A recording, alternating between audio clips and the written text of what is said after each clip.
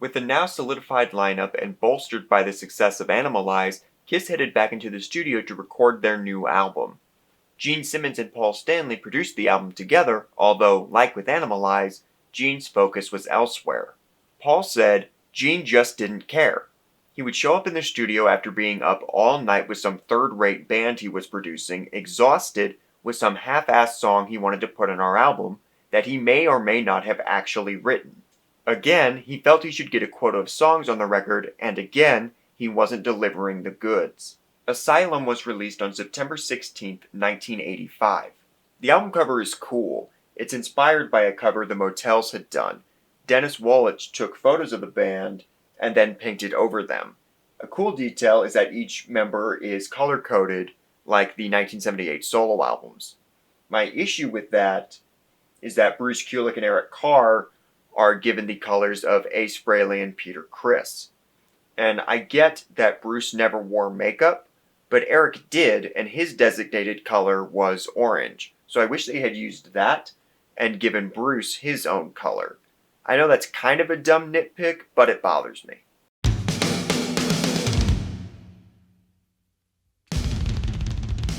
Written by Paul, Bruce, and Desmond Child, this song starts with a terrific drum intro by Eric. King of the Mountain is an underrated track. It's very fun. I love the lyrics, and Paul's vocals are great. Bruce also adds some cool leads. I think the album's production is good. It doesn't sound great, and certainly not as good as previous albums. It could use some more bass and power, but it's fine.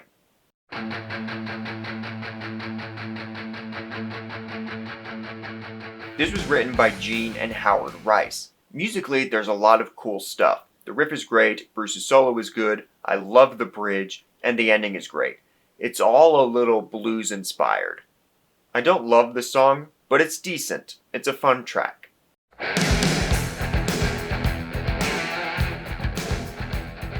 This was written by Paul, Child, and Gene Bovar. I think this is a great song. It's really catchy.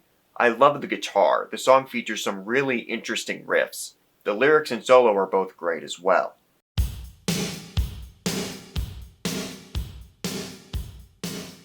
Written by Gene and Bruce, this is an underrated Kiss classic. It's so good. I wish they would try it out live, at least during a Kiss cruise. It's simple, but a great anthem.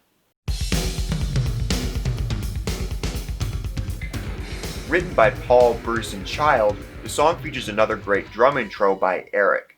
The riff is really good. Bruce tears it up on this song. I love the chorus. It's another great anthem. This was written by Paul, Gene, Rod Swenson, and Wes Beach. During initial writing sessions for what would become The Elder, Paul wrote a song called Deadly Weapons. That demo can be found on YouTube. The chorus went, "Love's a deadly weapon and murder's on my mind." It's actually a decently catchy tune that could have worked. Gene took that chorus line and combined it with some other ideas he had. And I fucking hate it. This is my least favorite Kiss song ever. It's chaotic, unfocused, and just really unpleasant to listen to. Bruce's rhythm work on the track is solid, but the solo is his worst on the record.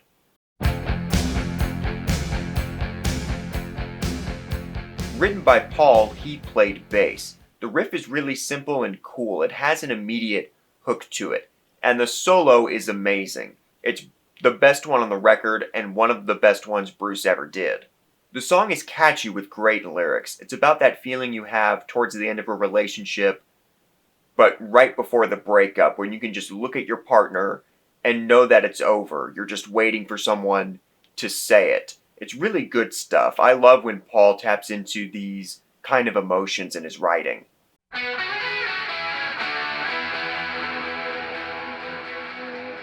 Written by Gene, this song was inspired by a fan. He said, "This is a story of an actual girl that I met. This was a girl who had pictures of me all over her wall and one almost life-size poster that was sort of parallel to her bed. So it was lying on its side, and there was a certain piece sticking out of the picture, a well-placed spot."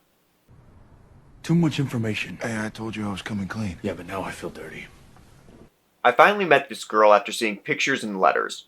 The letters didn't lie. so the song was written about her.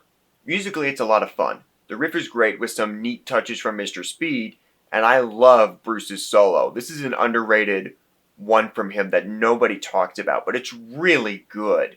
The background vocals are fun as well, especially during the verse, and the song is catchy. The lyrics are just... ew.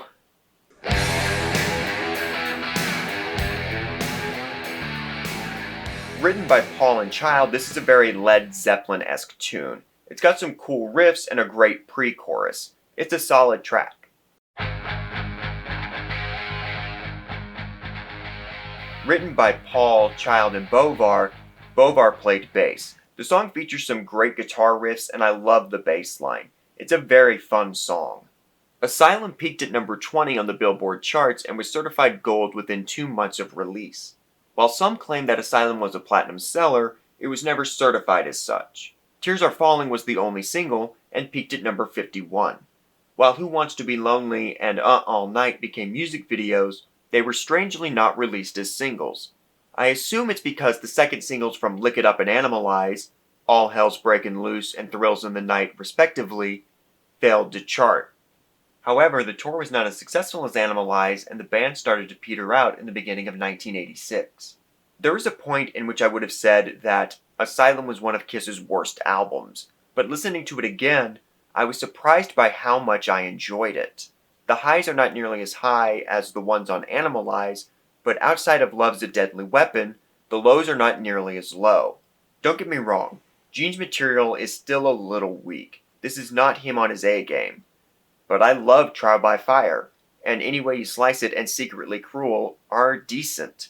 They're certainly better than his output on Animalize, so overall, I would say that Asylum is a better album than Animalize.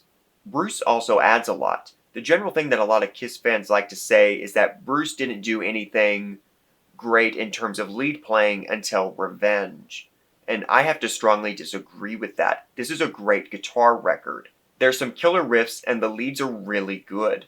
Tears Are Falling and Secretly Cruel feature the best solos, and they're fucking amazing solos. Bruce is a much better fit for the band than Vinnie Vincent or Mark St. John, and I think this album showcases that.